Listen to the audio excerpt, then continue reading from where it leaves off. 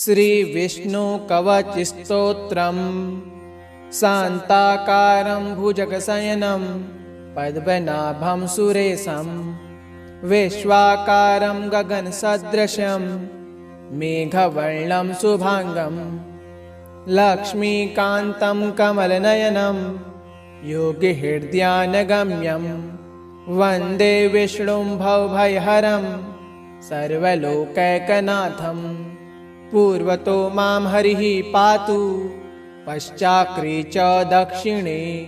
कृष्ण उत्तरतः पातु शिरो विष्णुश्च सर्वतः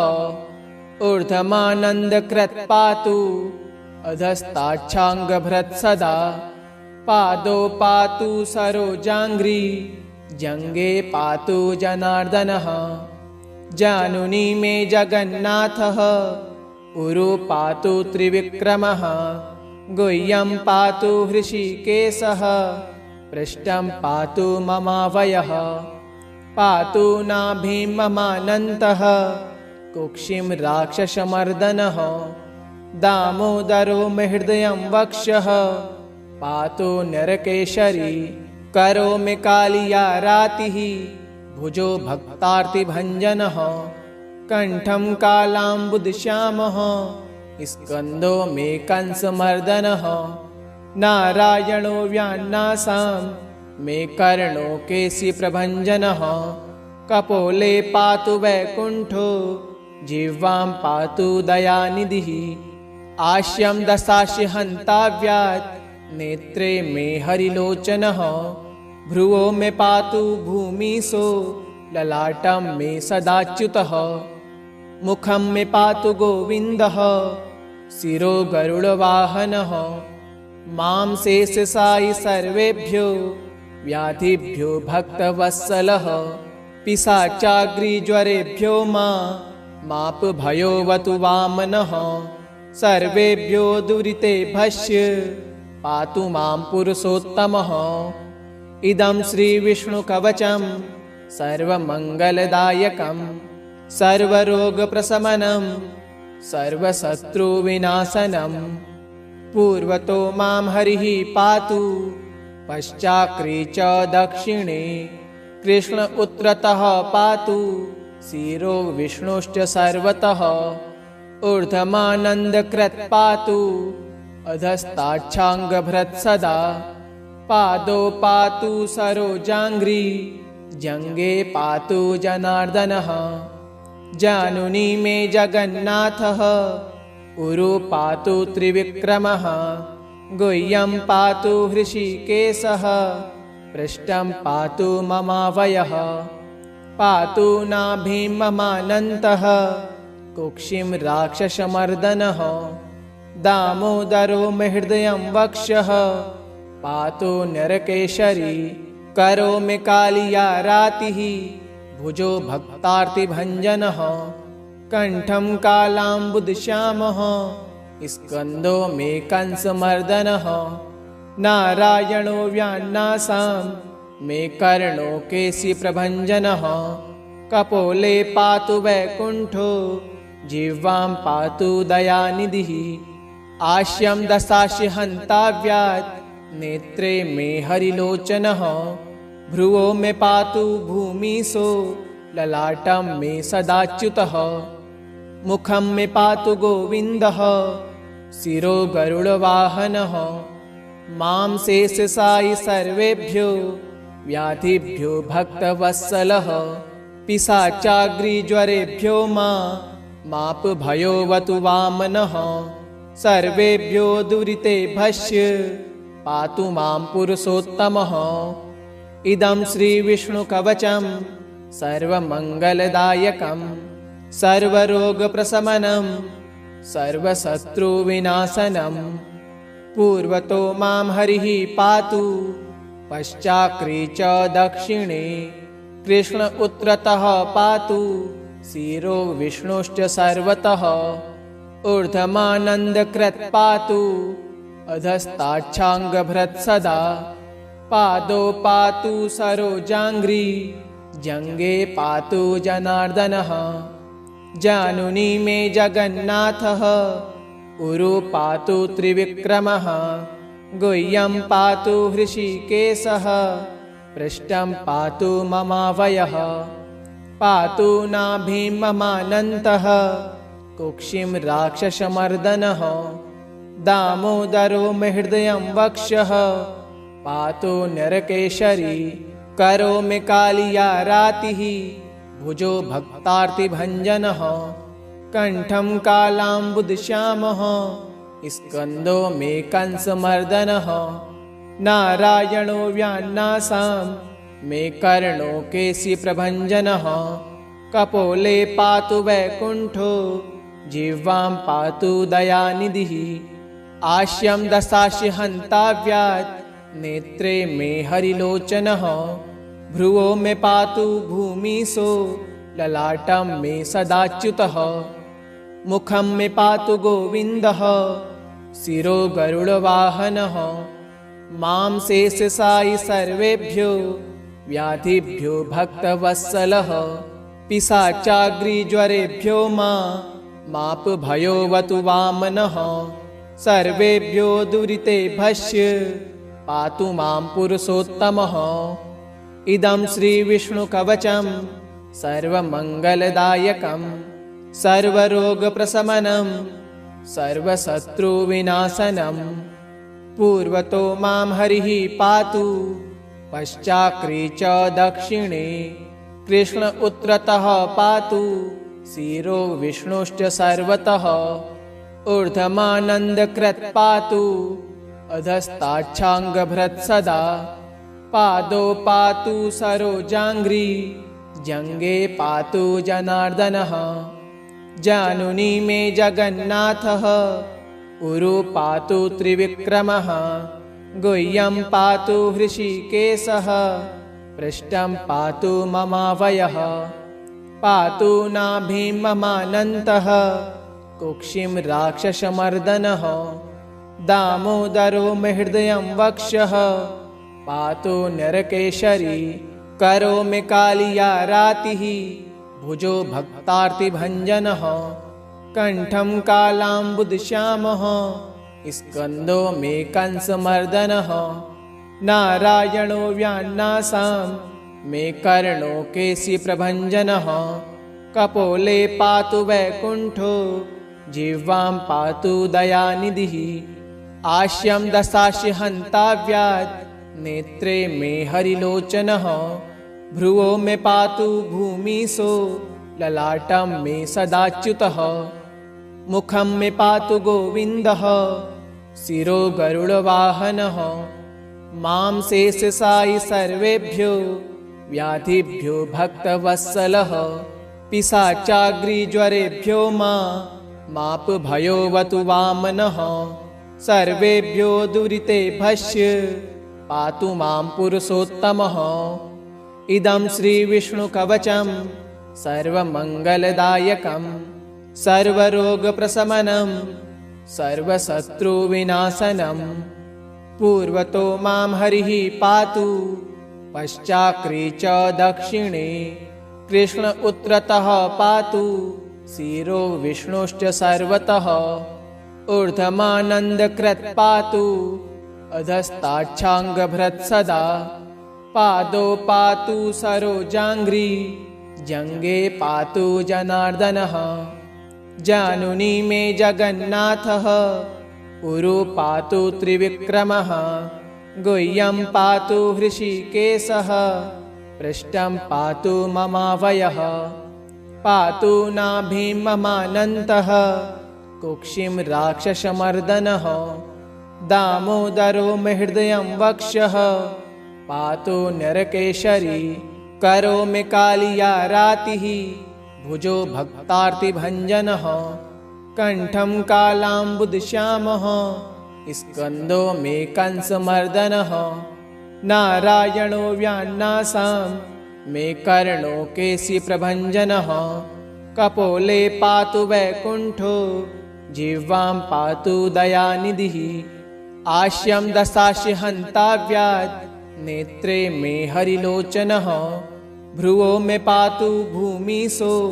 ललाटं मे सदाच्युतः मुखं मे पातु गोविन्दः शिरो गरुडवाहनः मां शेषशायी सर्वेभ्यो व्याधिभ्यो भक्तवत्सलः पिशाचाग्निज्वरेभ्यो माप भयोवतु वामनः सर्वेभ्यो दुरितेभ्यश्च पातु मां पुरुषोत्तमः इदं श्रीविष्णुकवचं सर्वमङ्गलदायकं सर्वरोगप्रशमनं सर्वशत्रुविनाशनं पूर्वतो मां हरिः पातु पश्चाक्री च दक्षिणे कृष्ण उत्तरतः पातु शिरो विष्णुश्च सर्वतः ऊर्ध्वमानन्दकृत् पातु अधस्ताच्छाङ्गभृत् सदा पादौ पातु सरोजाङ्घ्रि जङ्गे पातु जनार्दनः जानुनी मे जगन्नाथः उरु पातु त्रिविक्रमः गुह्यं पातु हृषीकेशः पृष्ठं पातु ममावयः पातु नाभिं ममानन्तः कुक्षिं राक्षसमर्दनः दामोदरो मे हृदयं वक्षः पातु नरकेशरी करोमि कालिया रातिः भुजो भक्तार्तिभञ्जनः कण्ठं कालाम्बुदश्यामः स्कन्दो मे कंसमर्दनः नारायणो व्यान्नासां मे कर्णो केशिप्रभञ्जनः कपोले पातु वैकुण्ठो जिह्वां पातु दयानिधिः आश्यं दशासि हन्ताव्यात् नेत्रे मे हरिलोचनः भ्रुवो मे पातु भूमिशो ललाटं मे सदाच्युतः मुखं मे पातु गोविन्दः शिरो गरुडवाहनः मां शेषशायी सर्वेभ्यो व्याधिभ्यो भक्तवत्सलः पिशाचाग्निज्वरेभ्यो माप भयोवतु वामनः सर्वेभ्यो दुरितेभ्यश्च पातु मां पुरुषोत्तमः इदं श्रीविष्णुकवचं सर्वमङ्गलदायकं सर्वरोगप्रशमनं सर्वशत्रुविनाशनं पूर्वतो मां हरिः पातु पश्चाक्री च दक्षिणे कृष्ण उत्तरतः पातु शिरो विष्णुश्च सर्वतः ऊर्ध्वमानन्दकृत् पातु अधस्ताच्छाङ्गभृत् सदा पादौ पातु सरोजाङ्घ्रि जङ्गे पातु जनार्दनः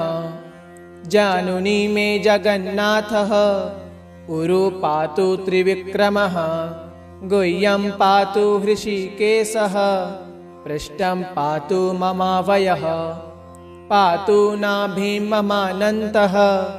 कुक्षिं राक्षसमर्दनः दामोदरो मे हृदयं वक्षः पातु नरकेशरी करोमि कालिया रातिः भुजो भक्तार्तिभञ्जनः कण्ठं कालाम्बुदश्यामः स्कन्दो मे कंसमर्दनः नारायणो व्यान्नासां मे कर्णो केशिप्रभञ्जनः कपोले पातु वैकुण्ठो जिह्वां पातु दयानिधिः आश्यं दशासि हन्ताव्यात् नेत्रे मे हरिलोचनः भ्रुवो मे पातु भूमिशो ललाटं मे सदाच्युतः मुखं मे पातु गोविन्दः शिरो गरुडवाहनः मां शेषशायी सर्वेभ्यो व्याधिभ्यो भक्तवत्सलः पिशाचाग्निज्वरेभ्यो माप भयोवतु वामनः सर्वेभ्यो दुरितेभ्यश्च पातु मां पुरुषोत्तमः इदं श्रीविष्णुकवचं सर्वमङ्गलदायकं सर्वरोगप्रशमनं सर्वशत्रुविनाशनं पूर्वतो मां हरिः पातु पश्चाक्री च दक्षिणे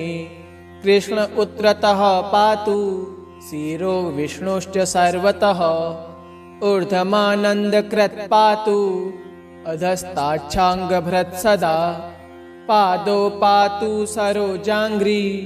जङ्गे पातु जनार्दनः जानुनी मे जगन्नाथः उरु पातु त्रिविक्रमः गुह्यं पातु हृषीकेशः पृष्ठं पातु ममावयः पातु नाभिं ममानन्तः कुक्षिं राक्षसमर्दनः दामोदरो मे हृदयं वक्षः पातु नरकेशरी करोमि कालिया रातिः भुजो भक्तार्तिभञ्जनः कण्ठं कालाम्बुदश्यामः स्कन्दो मे कंसमर्दनः नारायणो व्यान्नासां मे कर्णो केशिप्रभञ्जनः कपोले पातु वैकुण्ठो जिह्वां पातु दयानिधिः आश्यं दशासि हन्ताव्यात् नेत्रे मे हरिलोचनः भ्रुवो मे पातु भूमिशो ललाटं मे सदाच्युतः मुखं मे पातु गोविन्दः शिरो गरुडवाहनः मां शेषशायि सर्वेभ्यो व्याधिभ्यो भक्तवत्सलः पिशाचाग्निज्वरेभ्यो मापभयोऽवतु वामनः सर्वेभ्यो दुरितेभ्यश्च पातु मां पुरुषोत्तमः इदं श्रीविष्णुकवचं सर्वमङ्गलदायकं सर्वरोगप्रशमनं सर्वशत्रुविनाशनं पूर्वतो मां हरिः पातु पश्चाक्री च दक्षिणे कृष्ण उत्तरतः पातु शिरो विष्णुश्च सर्वतः ऊर्ध्वमानन्दकृत् पातु अधस्ताच्छाङ्गभृत् सदा पादौ पातु सरोजाङ्घ्रि जङ्गे पातु जनार्दनः जानुनी मे जगन्नाथः उरु पातु त्रिविक्रमः गुह्यं पातु हृषीकेशः पृष्ठं पातु ममावयः पातु नाभिं ममानन्तः कुक्षिं राक्षसमर्दनः दामोदरो मे हृदयं वक्षः पातु नरकेशरी करोमि कालिया रातिः भुजो भक्तार्तिभञ्जनः कण्ठं कालाम्बुदश्यामः स्कन्दो मे कंसमर्दनः नारायणो व्यान्नासां मे कर्णो केशिप्रभञ्जनः कपोले पातु वैकुण्ठो जिह्वां पातु दयानिधिः आश्यं दशासि हन्ताव्यात् नेत्रे मे हरिलोचनः भ्रुवो मे पातु भूमिशो ललाटं मे सदाच्युतः मुखं मे पातु गोविन्दः शिरो गरुडवाहनः मां शेषशायि सर्वेभ्यो व्याधिभ्यो भक्तवत्सलः पिशाचाग्निज्वरेभ्यो मापभयोऽवतु वामनः सर्वेभ्यो दुरितेभ्यश्च पातु मां पुरुषोत्तमः इदं श्रीविष्णुकवचं सर्वमङ्गलदायकं सर्वरोगप्रशमनं सर्वशत्रुविनाशनं पूर्वतो मां हरिः पातु पश्चाक्री च दक्षिणे कृष्ण उत्तरतः पातु शिरो विष्णुश्च सर्वतः ऊर्ध्वमानन्दकृत् पातु अधस्ताच्छाङ्गभृत् सदा पादौ पातु सरोजाङ्घ्रि जङ्गे पातु जनार्दनः जानुनी मे जगन्नाथः उरु पातु त्रिविक्रमः गुह्यं पातु हृषीकेशः पृष्ठं पातु ममावयः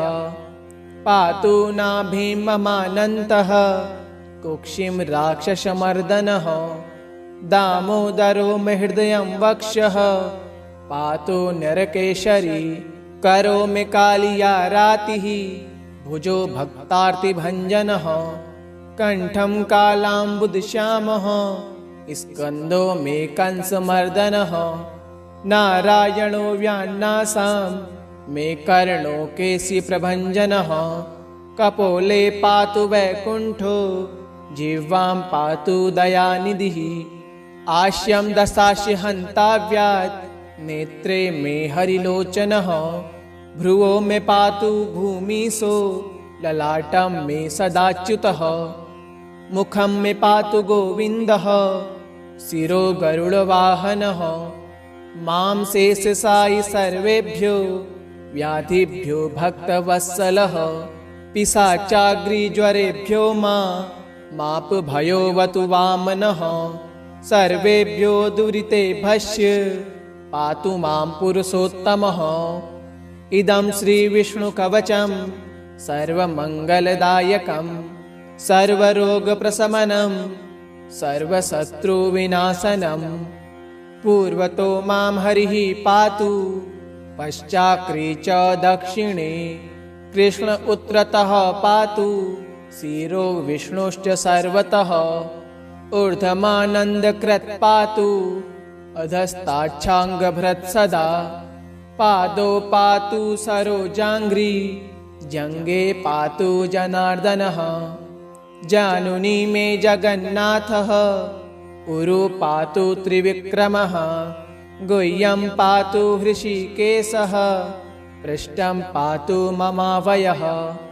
पातु नाभिं ममानन्तः, कुक्षिं राक्षसमर्दनः। दामोदरो मे हृदयं वक्षः, पातु नरकेशरी। करोमि कालिया रातिः, भुजो भक्तार्तिभञ्जनः। कण्ठं कालाम्बुदश्यामः, स्कन्दो मे कंसमर्दनः। नारायणो व्यान्नासां, मे कर्णो केशिप्रभञ्जनः। कपोले पातु वैकुण्ठो, जिह्वां पातु दयानिधिः। आस्यं दशासि हन्ताव्यात्, नेत्रे मे हरिलोचनः।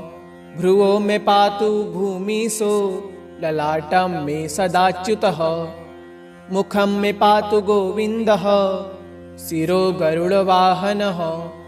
मां शेषशायी सर्वेभ्यो व्याधिभ्यो भक्तवत्सलः। पिशाचाग्निज्वरेभ्यो मापभयोऽवतु वामनः। सर्वेभ्यो दुरितेभ्यश्च पातु मां पुरुषोत्तमः। इदं श्रीविष्णुकवचं सर्वमङ्गलदायकं, सर्वरोगप्रशमनं, सर्वशत्रुविनाशनम्। इति श्रीविष्णुकवचं श्रीनारायणार्पणमस्तु।